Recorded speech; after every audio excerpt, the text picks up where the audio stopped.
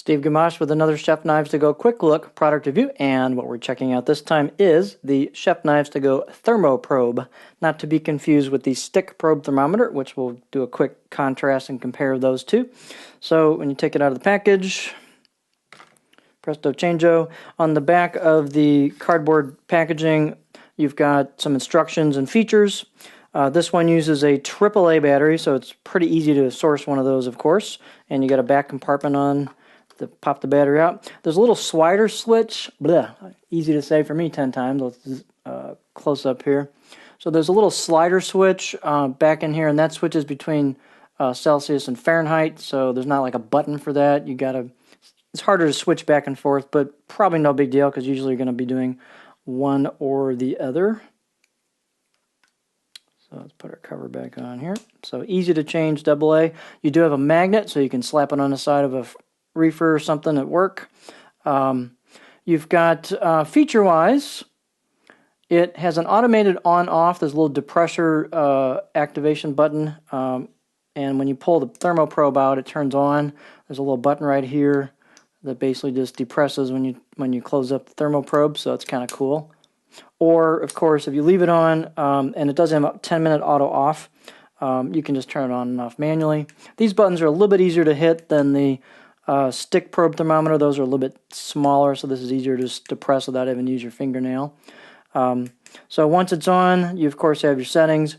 This one has a hold button as well as the other one, so when you get a particular temperature, you stick it in a piece of meat or whatever, and you want to hold that, you just hit the hold button and it says hold in the corner, and then it'll just hold that until you turn it back off so you can tell what the temperature was before it drops and switches back to ambient temperature. So as an example, take hold off and then it goes to the current temperature, a little bit higher because I was holding it.